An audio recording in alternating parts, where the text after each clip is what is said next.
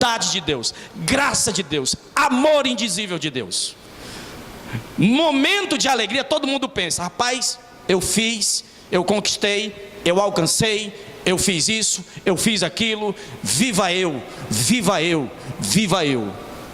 Nós caímos nessas armadilhas e esquecemos da bondade de Deus. Mas no momento de dor, meu irmão, no momento de angústia, no momento de aperto, no momento de lágrimas, nós aprendemos mais de Deus. Ora nos diga Israel, ora olhemos para a antiga aliança, a forma com que Israel se comportou diante do bondoso Deus. Aprenderam mais no momento de dor do que no momento da alegria. E conosco não é diferente. Nós aprendemos mais no momento de dor do que no momento de alegria. Confesso aos irmãos que no período em que eu estive enfermo, eu aprendi muito de Deus. Doutrinas valiosas e preciosas para a nossa vida cristã foram expostas, ditas e expressas em gemidos da parte de Deus para comigo e da minha parte para com Deus. Doutrina do pecado, do arrependimento, da confissão, a doutrina da santidade, da vida piedosa. Nós aprendemos, meus queridos, e isso não é um papo de quem curte uma vida masoquista ou uma vida sadomasoquista, não é isso. Mas esta é a faculdade de Deus, esta é a maneira sábia de Deus de aperfeiçoar os seus santos, de aperfeiçoar os seus amados, de aperfeiçoar os seus eleitos. Porque nós reconhecemos a nossa fragilidade, a nossa limitação. Nós quebramos fácil na vida, meus irmãos. Qualquer coisa nos quebra, qualquer coisa nos afeta. E isso é importante para que nós nos lembremos de quem é Deus e de quem nós somos. Por isso que as provações, elas são necessárias para que nós aprendamos um pouco mais de Deus. Terceira razão, Pedro nos diz: se necessário, sejais contristados por várias provações. A terceira coisa, Pedro vai dizer que as provações, elas são variadas. Existem várias formas de nós sermos atribulados. Existem várias formas de provas que nós passamos na vida. Isso quer dizer que, da mesma forma que as provações são variadas, existem várias formas de nós passarmos por provações. Também a graça de Deus, ela é multiforme. Existem várias formas de Deus nos socorrer. Existem várias formas de Deus nos amparar. Existem várias formas de Deus nos consolar, meus amados. A igreja do Senhor, a igreja de Deus, precisa nesses últimos dias repensar a sua caminhada. A igreja de Cristo, o povo santo, os amados de Deus, você que me ouve nessa noite, você deve repensar a sua vida diante de Deus. Meus irmãos, a graça de Deus, ela é suficiente para cada provação humana. Paulo, nós sabemos disso. Paulo, ele ora ao Senhor, ele suplica ao Senhor, ele pede a Deus que lhe tire o espinho que estava na carne. E a resposta de Deus foi: Paulo, a minha graça te basta. A graça de Deus nos basta. O favor imerecido de Deus é o suficiente para cada provação que nós enfrentamos. A graça gloriosa de Cristo é o suficiente para nos manter de pé na sua presença. E isso é o que nos basta. Isso deve confortar o nosso coração. No verso 7, meus irmãos, Pedro vai falar sobre o propósito das provações, que é refinar a fé. Ele começa com a expressão para quê? Designando um propósito, um alvo, um objetivo, uma meta. Ou seja, Pedro vai declarar o objetivo das provações. Uma vez confirmado o valor da vossa fé como ouro, para remover a escória, para que na vinda de Cristo redunde em louvor, glória e honra na revelação de Jesus Cristo. Deus está graciosamente assegurando-nos que há uma finalidade positiva em nosso sofrimento. Crente não sofre à toa. A igreja de Cristo não sofre em vão. A igreja de Jesus, ela não sofre sem um objetivo maior e glorioso estabelecido por Deus. Entenda bem, meus irmãos, Deus usa cada prova para o nosso bem. Romanos 8:28 vai nos lembrar isso. O que é que diz Romanos 8:28, hein, irmãos? Paulo diz: pois sabemos que todas as coisas cooperam para o bem daqueles que amam a Deus, que foram chamados segundo o seu propósito. É isso que a palavra afirma ao nosso coração. As provações são usadas por Deus para refinar a nossa fé. Agora observe uma coisa interessante, é que uma vez a nossa fé sendo confirmada por Deus, provada pelo fogo, ela é muito mais preciosa do que o ouro. Olha a linguagem que Pedro está dizendo. Existe algo na terra que seja mais precioso do que o ouro? Não existe. Mas ele está dizendo que a nossa fé, e ele está falando da fé genuína, provada na fornalha das aflições, ela, depois de provada, ela é muito mais valiosa, preciosa do que ouro. Esta é a fé, dom de Deus, dada por Deus, entregue por Deus. Não é fruto do esforço humano, do mérito humano. Não há meritocracia aqui nesse negócio. Ele está falando disso para quê? Para deixar bem claro que esta fé ela é preciosa, tão quanto a herança que nós tratamos na última vez, nem que nós estávamos aqui expondo a carta de Pedro. Meus irmãos, entenda uma coisa: o que Pedro está dizendo para nós é que a nossa fé ela precisa ser provada, confirmada, e Deus ele não testa a nossa fé para destruí-la. Deus testa a nossa fé para aperfeiçoá-la. A tribulação não é para destruir-nos na fé. Ah, irmão, eu estou desiludido com Deus, perdi o encantamento pelas coisas de Deus, estou magoado com Deus. Mas por que, meu querido, minha querida, o que aconteceu? Não, é porque eu passei um momento tão difícil na minha vida. Ah, foi tanta dor, foi tanto gemido, foi tanto sofrimento, tanta oração. Pedi oração a todo mundo, liguei para as rádios, subi monte, desci monte, fui para vigílias, falei com tudo e com todos, e Deus não veio me socorrer. Estou magoado com Deus, perdi a fé em Deus. Quantos já ouviram essa conversa? Meus irmãos, a parábola do semeador é uma prova de que existe uma fé genuína e de que existe uma fé impostora. Só você lembrar da narrativa da parábola do semeador, caiu em 4 tipos de solo. Todos recebem a boa semente, que é a palavra, que é o evangelho de Cristo, mas de repente, no desdobramento da vida, dos acontecimentos, das circunstâncias, uns vão abandonando em nome de alguma coisa, em nome de outra coisa. Mas a genuína fé, que está representada na terra, no solo que foi bem trabalhado, ela cresce e dá o seu fruto, meu irmão. E o fruto, olha como é o fruto: 100, 60 e 30 por 1.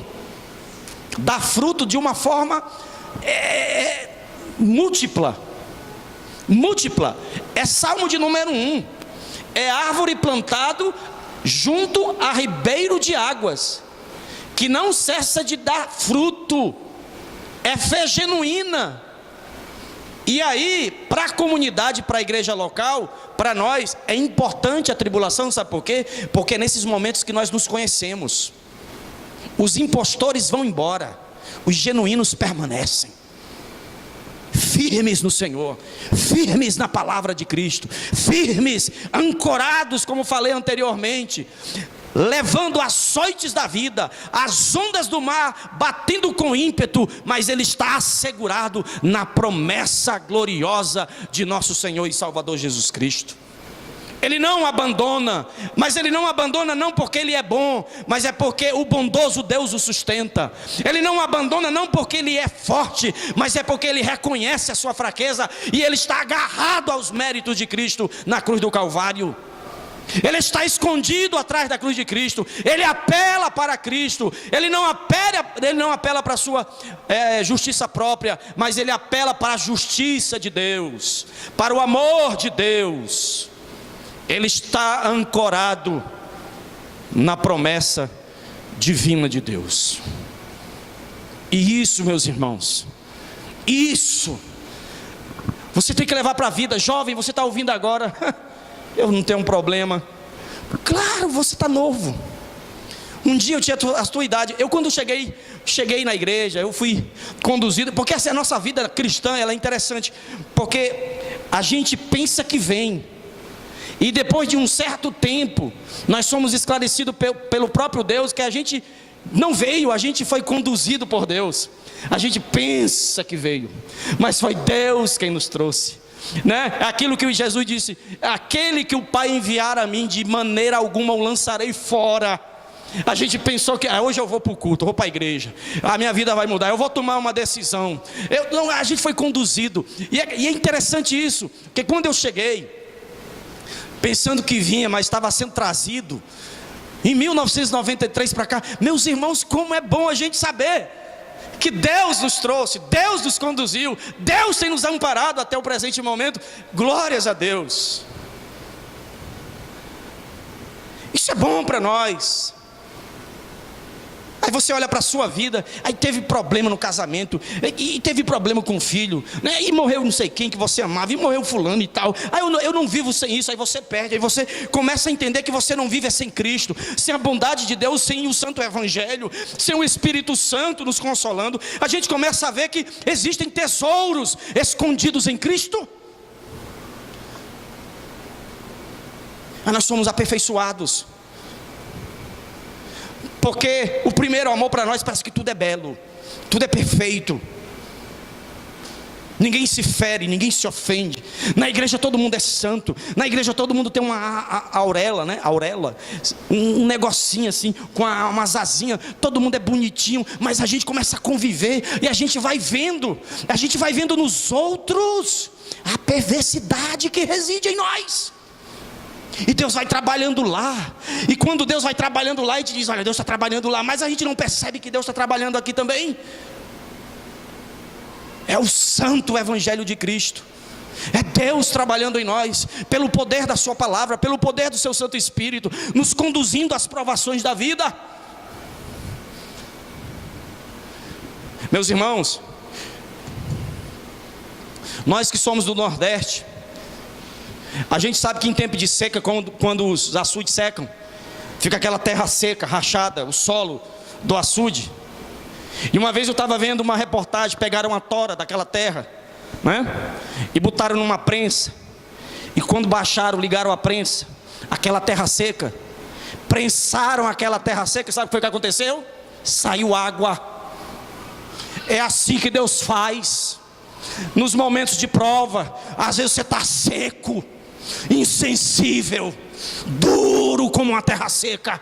Mas na hora da prova, nós somos, porque tribulação no original significa isso, ser prensado até o fim, até sair alguma gota, até sair alguma coisa de humanidade, de sensibilidade, de verdade diante de Deus.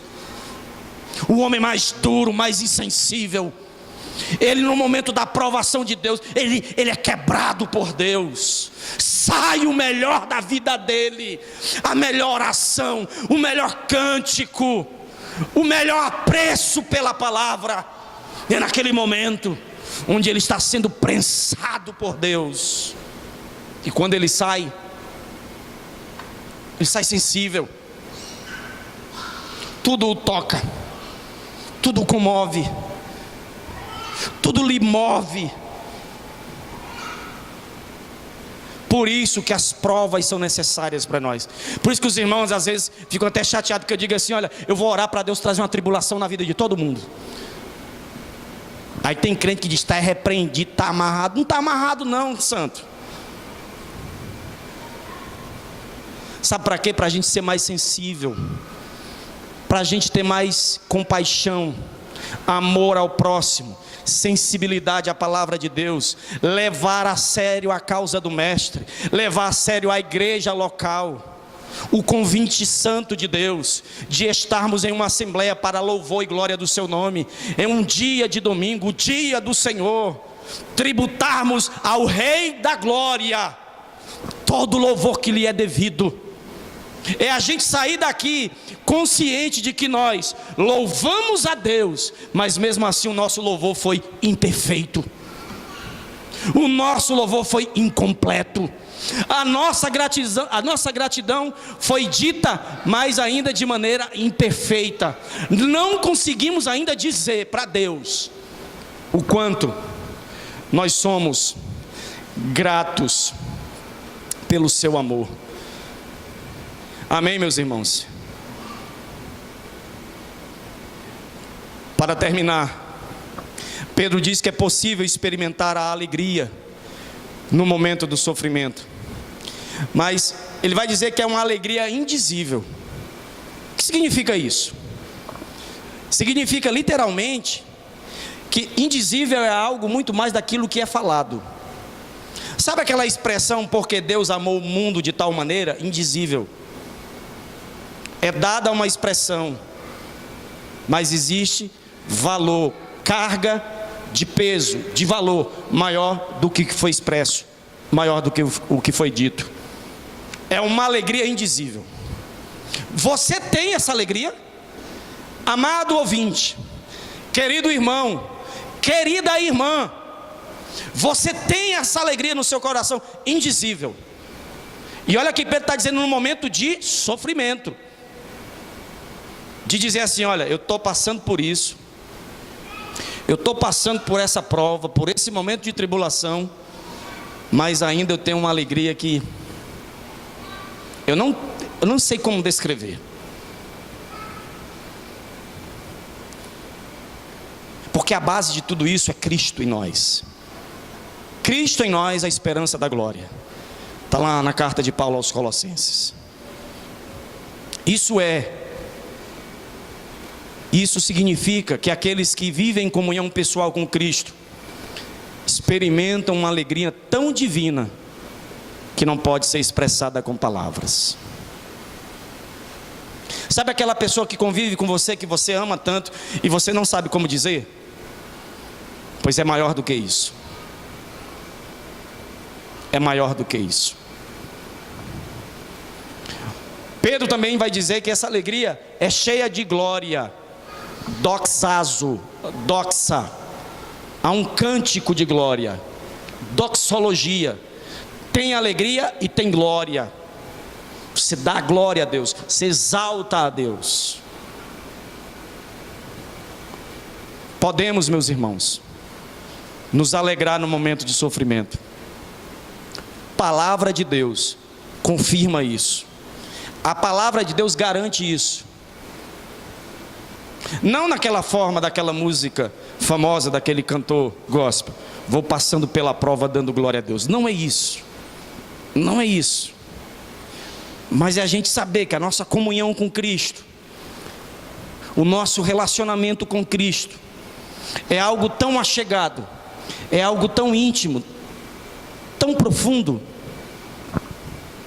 que a gente não cessa de glorificar o seu nome.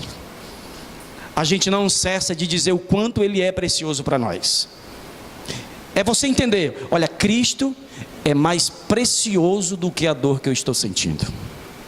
Cristo é mais precioso do que a perda que sofri. Cristo é mais precioso do que as feridas que me fizeram. É isso que Pedro está dizendo. Que nós, pelo poder do Santo Espírito de Deus, possamos vivenciar e experimentar isso, de entender que no meio de todas essas coisas que foram citadas, nós possamos dizer: Cristo é mais precioso do que o meu sofrimento. Cristo, a minha comunhão com Cristo, é mais precioso do que a minha perda. Lembra de Paulo? Paulo diz que, porque para mim o que, irmãos? A morte é lucro e o viver é Cristo, ok? É isso para nós. Uma igreja fortalecida no poder do Espírito Santo, uma igreja ancorada nas promessas de um Deus infalível. Todos de pé e vamos bendizer ao Senhor com mais um hino.